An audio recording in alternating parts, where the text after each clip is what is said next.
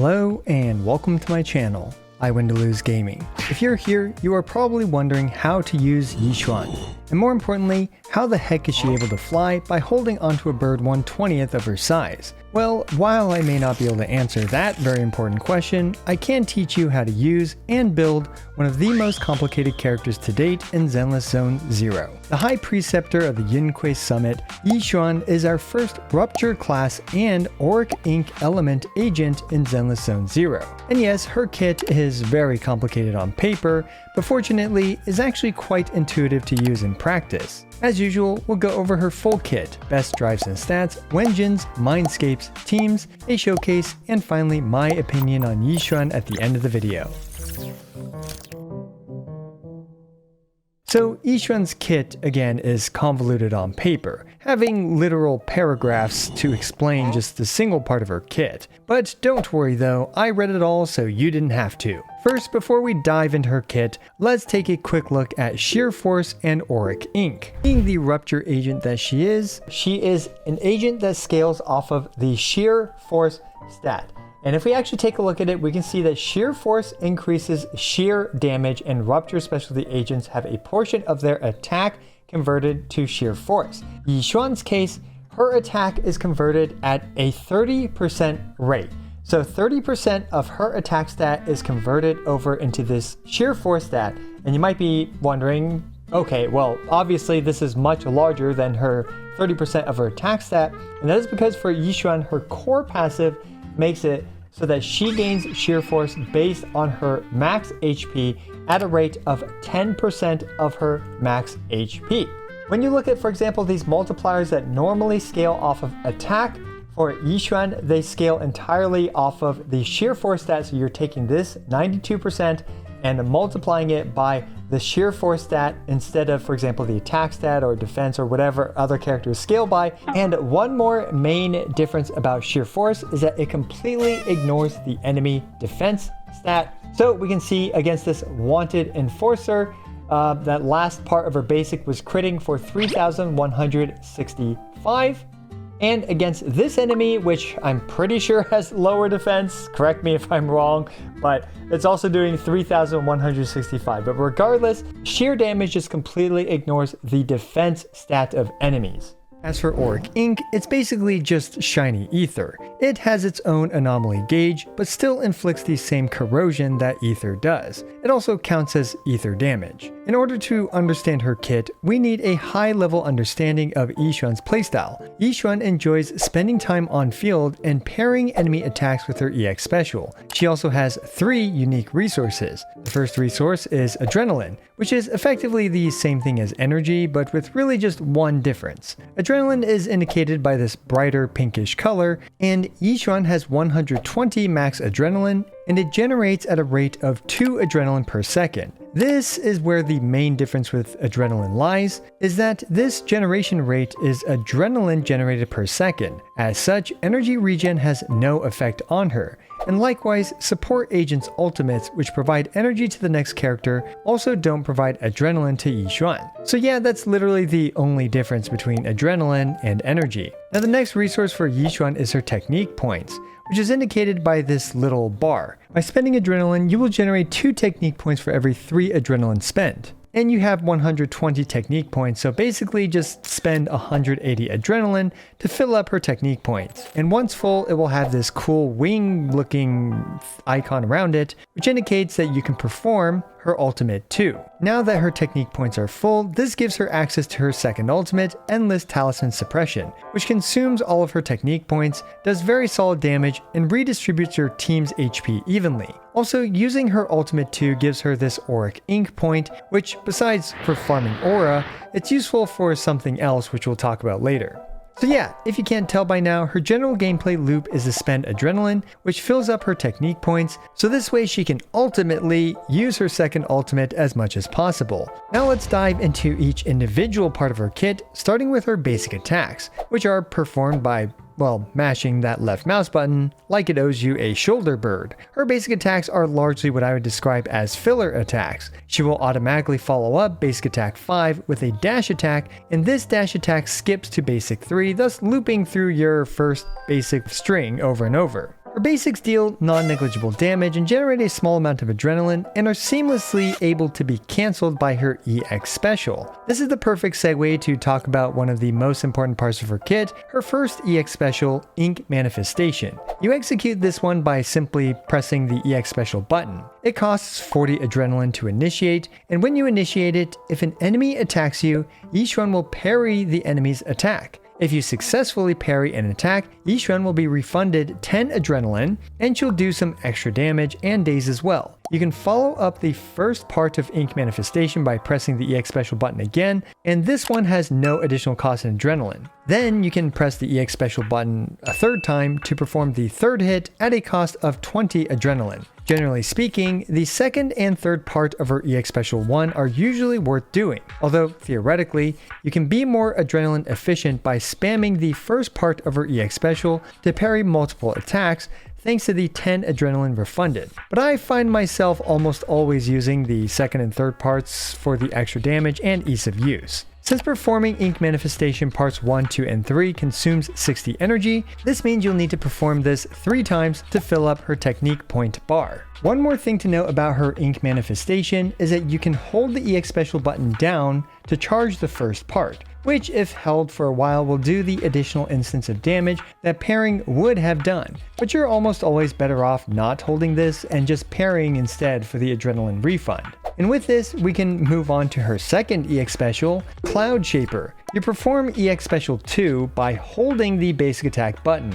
Yes, confusing I know, but this will cause her to pass some gas to perform this Auric gas ball attack. A too long didn't read of EX Special 2 is that it costs between 20 to 60 adrenaline depending on how long you channel it, and it gains 30% bonus damage thanks to her additional ability against stun targets. So yes, this does do a bit more damage against stun targets thanks to the 30% additional damage. But surprisingly, her EX Special 1 deals a pretty competitive amount of damage even against stun targets due to it actually having higher MV per second. So if you don't want to sweat it too much with remembering another EX Special, you can still use her EX Special 1 against a stun target. Okay, we've been yapping about her ultimates as well, so let's finally talk about them in more detail. Each one has 2 ultimates, one based on decibels and one based on spending 180 adrenaline to fill the technique points bar. Her decibels ultimate, colloquially known as Ultimate 1, costs 3000 decibels and simply just deals some great damage. Her Ultimate 2 costs a full technique point bar, deals good damage, and also generates an Auric Ink point. Her Ultimate 2 is prioritized over her Ultimate 1,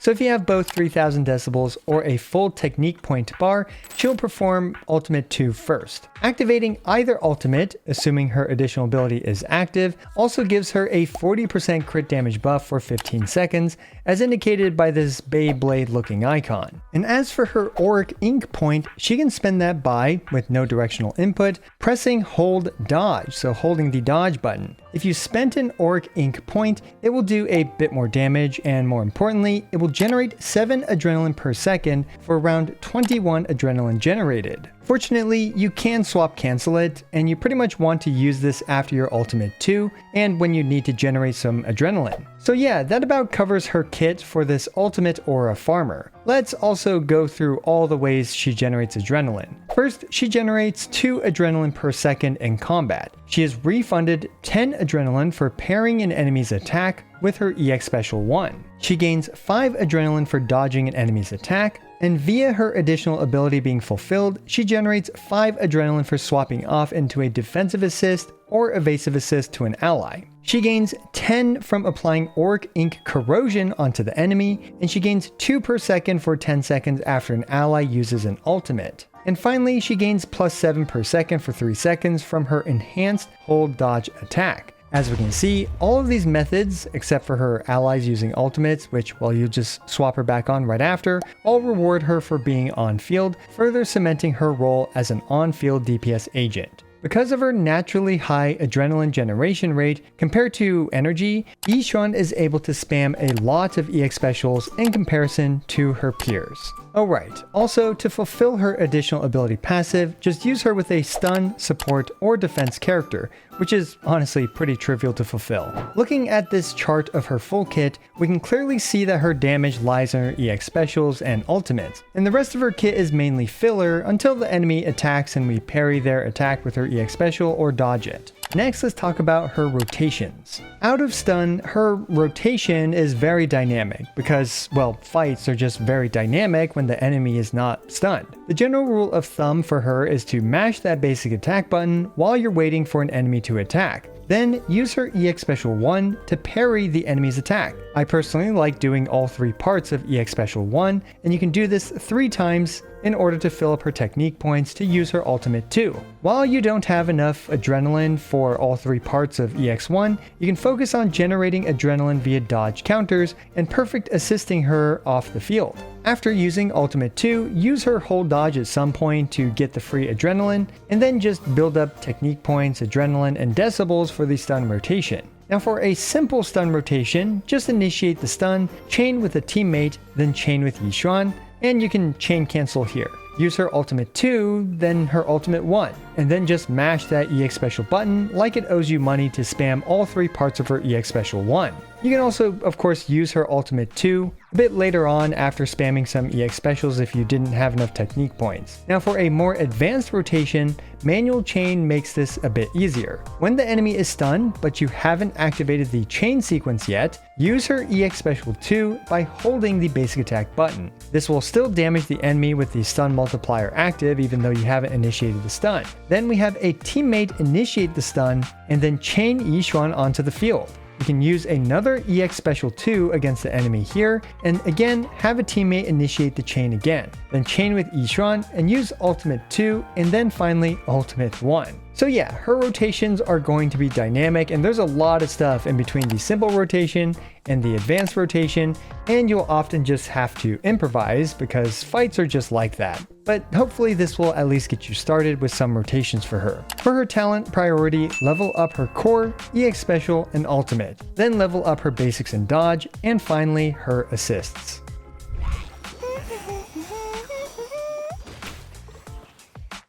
We've made it to the math part of the video, starting with Yixuan's drives and stats. Fortunately, it's actually fairly simple to build her. Just slap on the 4-piece Yunkui tails, the 2-piece woodpecker or 2-piece branch and blade, with crit damage or crit rate in slot 4, ether damage in slot 5, and HP percent in slot 6. As for whether you should use crit rate or crit damage in slot 4, with her signature Wenjin, crit damage tends to be the better option because her signature Wenjin provides crit rate. For other Wenjins, especially ones that don't provide any crit rate, usually crit rate is the better main stat for slot 4, but it does depend on your subs, as it could also be crit damage. But as always, just try to reach the 1 to 2 crit rate to crit damage ratio. Also, don't forget that the Yunkui tails does provide 12% crit rate, so be sure to factor that in and whatever other potential buffs you might have. Now for slot 5, ether damage is by far the best option. This is because she dual scales off of both attack and HP, so one or the other isn't nearly as effective as ether damage. Also remember that pen ratio is a completely useless stat on her since sheer force damage ignores the defense multiplier. For slot 6, surprisingly attack percent is viable at around 96.5% of HP percent.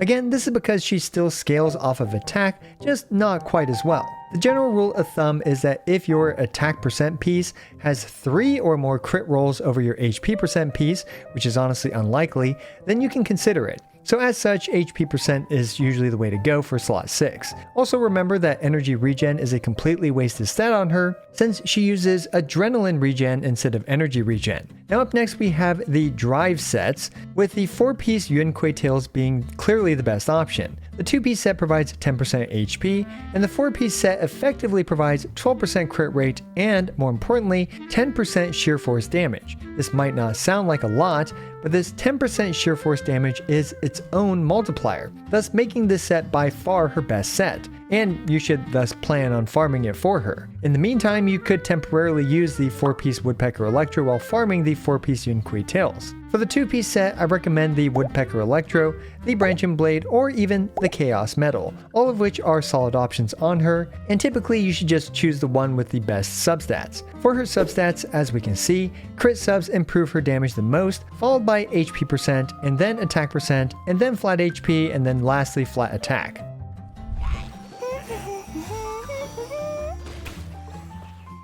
Nextly, we have Yixuan's Wenjin options. Breaking news! Her signature Wenjin, the Qingming Birdcage, is her best option, and it outperforms her best free-to-play friendly option, the Puzzle Sphere, by a pretty hefty amount, and the visual effects for it seem a bit more substantial than usual. It performs around 33% better than her other options, and it provides 20% crit rate and up to 16% ether damage and 20% sheer damage to her ultimate and EX specials, which again, that sheer damage is its own multiplier, thus making their effects much more potent. Now, her other Wenjin options are actually quite comparable to each other, with the new craftable Rupture Wenjin, the Puzzle Sphere, being a good free-to-play friendly option as you can easily bring it to upgrade 5 since you can craft it. It should also be in most banners as well. Keep in mind that its performance is worse in Deadly Assault, as part of its buff only works when the enemy's HP is under 50% HP. After that, we actually have the attack class Wenjins that provide crit as a secondary stat. Keep in mind that the passives don't work for Yixuan, but Yixuan does scale best off of crit. As such, options like Harumasa's signature Wenjin, or Nekomata's Steel Cushion, and even the Mercado Desire all perform pretty similarly to each other. My advice is that if you have one of these collecting dust, you can save resources on not crafting the Puzzle Sphere and just use one of these. Overall, I don't recommend using your free Wenjin selector ticket on the Steel Cushion just for Yixuan because it's too close to the Puzzle Sphere to be worth it, but if you have nothing better to select and or you want it for Nekomata, then it's a fine choice. Then we have the Rupture Battle Pass Wenjin, the Radio Wave Journey. While it seems like it would be great for her, my calculations show that it's actually very similar to her other options, and to me, it isn't worth investing 5 patches worth of battle passes to get this to upgrade 5. Personally, I think maxing the support battle pass Wenjin, the unfettered game ball, is a much higher priority than this thing, but if you're not sure what else to get from the battle pass, this is a usable option. So yeah, it's basically just use her signature weapon, and then literally everything else is very similar to each other at around 70 to 75% of her signature Wenjin.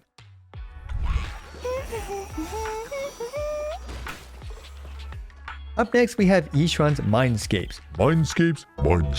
And investment priority. Overall, I do recommend her Wenjin first as it's overall the largest damage gain. Mindscape 1 does provide some nice quality of life for Yixuan, providing her more adrenaline and some crit rate. I'm probably underestimating the benefits of the extra adrenaline, but alas, I tried my best with the calcs and this is what I ended up with. Mindscape 2 is, as usual, a very good one, providing a bunch of stuff and solid improvements to her damage. Mindscapes 3, 4, and 5 all improve her damage by a bit and are really mainly stepping stones for Mindscape 6, where she should be doing around double the damage at Mindscape 6 in comparison to a Mindscape Zero Yixuan.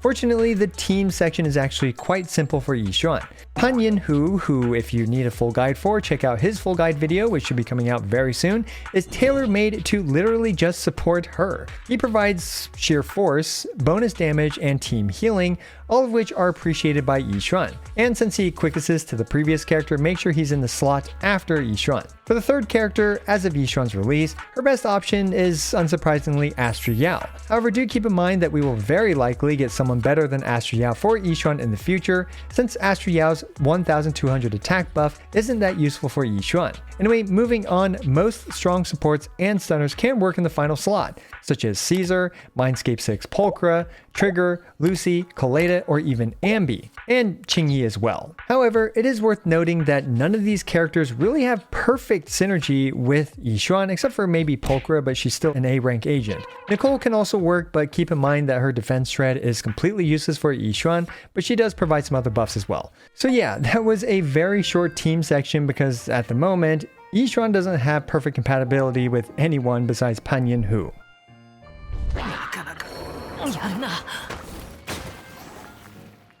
Okay, I've got one quick showcase for you guys, and this one is going to be a full M6U5 team with M6U5 trigger, Mindscape 6 upgrade 5 Yixuan and Astro Yao.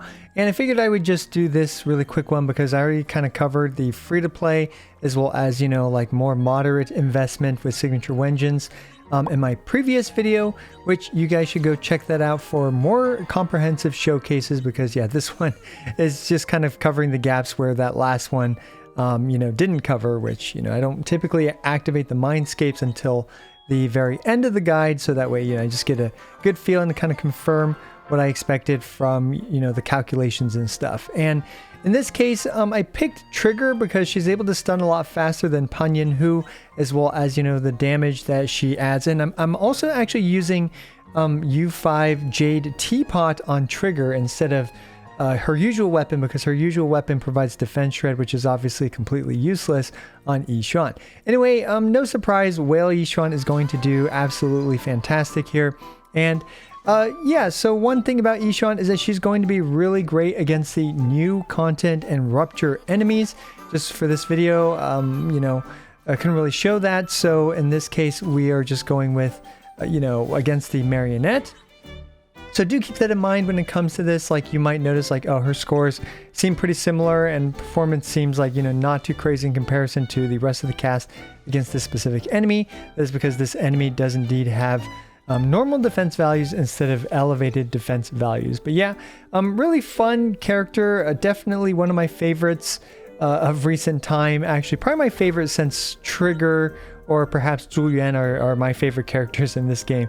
So yeah, she's definitely in the top 3 for me, and I do recommend her if you want a strong Ether, well, I guess Auric Ink Rupture agent. As always, I appreciate every single one of you. This is I Went to Lose, signing out.